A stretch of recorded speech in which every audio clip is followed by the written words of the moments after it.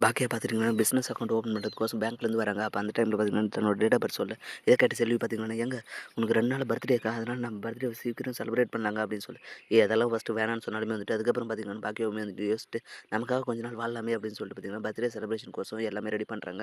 அதுக்காக பார்த்தீங்கன்னா, தேவையான லிஸ்ட்டெல்லாம் எடுத்து, யார் யார கூப்பிடணும்னு சொல்லிட்டு லிஸ்ட் எடுத்துருக்காங்க. அந்த டைம்ல பார்த்தீங்கன்னா, அத பார்த்து ஈஸ்வரிக்கு சொல்ல, அவங்களுமே வந்துட்டு, "எதுக்கு இப்போ உனக்கு பர்த்டே? நீ என்ன சின்ன குழந்தையா?" அப்படின்னு சொல்ல, "சின்ன குழந்தைங்க மட்டும் தான் பர்த்டே கொண்டாடணுமா? இந்த குடும்பத்தில பொறந்த எல்லாருமே வந்துட்டு அவங்க பர்த்டே கொண்டாடலாம். நானும் ஏதோ பர்த்டே கொண்டாடலாம்னு ஆசைப்படுறேன். அதில என்ன தப்பு இருக்கு அப்படின்னு சொல்ல, அதெல்லாம் சரிதான். ஆனா உனக்கு இந்த வயசுல கொண்டாட்டம்லாம் தேவையா? அப்படின்னு சொல்ல, நான் எனக்காக கொஞ்ச நாள் ஒரே ஒரு நாள் தானே கொண்டாடுறேன். அதில உங்களுக்கு பொறுக்கலையா? அப்படின்னு சொல்லிட்டு பார்த்தீங்கன்னா, பாக்கி அங்கேருந்து கிளம்பி போயிடுறாங்க. கிளம்பி போயிட்டு பார்த்தீங்கன்னா, பர்த்டேக்காக எல்லாம் ஏற்பாடும் பண்றாங்க. டெக்கரேஷனு ஆர்டர்லாம் வந்துட்டு எடுக்குறாங்க. என்னென்ன சமைக்கலாம், என்னென்ன பண்ணலாம் அப்படின்னு சொல்லிட்டு எல்லா வேலையும் மும்முரமா இருந்துட்டு இருக்கு. இன்னொரு பக்கம் பார்த்தீங்கன்னா, இனியா வந்துட்டு இந்த விஷயத்த தான் லவர்கிட்டயும் சொல்றாங்க. அம்மா வந்துட்டு பர்த்டே ஃபங்ஷன் கொண்டாடுறாங்க அப்படின்னு சொல்லி, எங்க அம்மாவும் பார்த்தீங்கன்னா, பர்த்டே செலிப்ரேட் பண்ணுன்னு சொன்னா கூட வந்து கொஞ்சம் தயங்குவாங்க. அது இதுன்னு சொல்லிட்டு வந்து வேணாம் வேணாம்னு சொல்லுவாங்க. ஆனா உங்க அம்மா பண்றாங்கன்னா பெரிய விஷயம் தான் அப்படின்னு சொல்ல, ஆமா அம்மா இப்போ வர வர வர மாறிட்டாங்க. அதுவும் இல்லாத அம்மா வந்து தனக்காக வாழ்றான்னு நினைக்கிறாங்க. அதனால தான் இப்படியெல்லாம் இது பண்றாங்க அப்படின்னு சொல்லி, அதுவும் நல்ல விஷயம் தான். அவங்களுக்காக கொஞ்ச நாள் வாழட்டுமே. எத்தன நாளைக்கு தான் உங்களுக்கோசமே பார்த்துட்டு இருப்பாங்க அப்படின்னு சொல்லி, நானும் அதுதான் எதிர்பார்க்குறேன் அப்படின்னு சொல்லிட்டு பார்த்தீங்கன்னா, இனியாவும் பேசிட்டு ஜாலியா கிளம்பி போறாங்க. இப்படி இவங்க போயிட்டு இருக்க பார்த்தீங்கன்னா, இன்னும் செல்வி பார்த்துட்டீங்கன்னா, பாக்கியாவுக்கு ஏதேனும் கிஃப்ட் வாங்கி குடுக்கலாம் அப்படின்னு சொல்லிட்டு பார்த்தீங்கன்னா, கடைக்கு போறாங்க. அந்த இடத்துல பார்த்தீங்கன்னா, இனியாவும் அவங்க பையனும் வரத பார்த்துட்டு செல்வி பார்த்தீங்கன்னா, "ஏய் நீங்க என்னடா இன்னும் காலேஜ் போகாம இங்க சுத்திட்டு இருக்கீங்க? என்ன பாப்பா என் பையன் கூட சுத்திட்டு இருக்க, என்ன விஷயம்?" அப்படின்னு கேட்க, இதனால பதட்டம் அடைஞ்ச இனியா பார்த்தீங்கன்னா, "அதெல்லாம் ஒண்ணும் இல்ல ஆன்ட்டி. சும்மா காலேஜ் போற வழில சும்மா பேசிட்டு போனோம். வேற ஒண்ணும் இல்ல.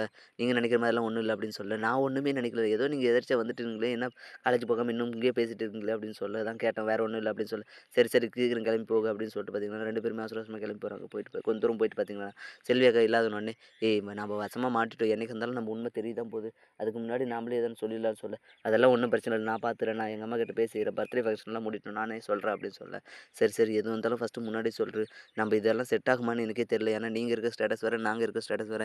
எங்க அம்மாவே உங்க அம்மா கிட்ட தான் வேலை செய்றாங்க. அப்படி இருக்கும்போது எனக்கு உங்கள கட்டி குடுப்பாங்களான்னு தெரியல. ஃபர்ஸ்ட்டு நம்ம விஷயத்த அக்செப்ட் பண்ணுவாங்களான்னே புரியல" அப்படின்னு சொல்ல, "அதெல்லாம் நான் பார்த்துக்கிறேன். நீ என்னாத்துக்கு கவலைப்படுற" அப்படின்னு சொல்லிட்டு பார்த்தீங்கன்னா, இனியா தைரியம் சொல்லிட்டு கிளம்பி போறாங்க.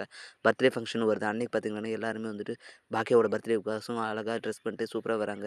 இதனால பார்த்தீங்கன்னா, பாக்கியாவுமே வந்து ரொம்ப சந்தோஷப்படுறாங்க. ஃபங்ஷன் நல்லபடியா முடிஞ்சா சரின்னு சொல்லிட்டு பார்த்தீங்கன்னா, எல்லாருமே வந்துட்டு கேக் வெட்டி கொண்டாடலாம்னு சொல்லிட்டு பாக்கியாவ வெட்ட சொல்ல, பாக்கியாவுமே வந்துட்டு அந்த கேக்கெல்லாம் வெட்டுறாங்க. கேக்கெல்லாம் முடிச்சுட்டு எல்லாருமே வந்து சாப்பிட்டு இருக்க டைம்ல தான் பார்த்தீங்கன்னா, ஈஸ்வரி வந்துட்டு இதுதான் சமயம்னு சொல்லிட்டு எல்லாரும் நான் பேசுறேன்னு சொல்லிட்டு பார்த்தீங்கன்னா, மைக்க வாங்கி எல்லாருமே வந்துட்டு இங்க வந்ததுக்கு ரொம்ப தேங்க்ஸ். என் மருமக என்ன நல்லா பார்த்துக்கிறா அப்படின்ட்டு குடும்பத்த நல்லா ஒய்த்து வச்சு சொல்லிட்டு, அதுக்கப்புறம் பார்த்தீங்கன்னா, கோபியும் பாக்கியாவும் இனிமேல் வந்து சேர்ந்து வாழலாம்னு முடிவு பண்ணியிருக்காங்க. இந்த ஃபங்ஷன் முடிஞ்ச அடுத்து நல்ல நாள் ஒருத்தர பாக்கியாவுக்கும் கோபிக்கும் கல்யாணம் பண்ணலாம்னு சொல்லிட்டு நாங்க முடிவு பண்ணியிருக்கோம். நீங்க எல்லாரும் அவசியம் அதுக்கும் வரணும் அப்படின்ற மாரி சொல்றாங்க. இத கேட்ட பாக்கியா பார்த்தீங்கன்னா, ரொம்பவே கோவம் அடைஞ்சிடுறாங்க. அடுத்து என்ன பாக்கியா சொல்லப் போறாங்கன்றத நம்ம பொறுத்திருந்து தான் பார்க்கணும். மேலும் இது போன்ற வீடியோக்கள தொடர்ந்து பார்க்க மறக்காம நம்ம சேனல சப்ஸ்கிரைப் பண்ணிடுங்க. கூடவே பெல் பட்டன் எடுத்துங்க. அப்பதான் நான் போடுற ஒவ்வொரு வீடியோவும் உங்களுக்கு நோட்டிஃபிகேஷன் வரும். Thank you.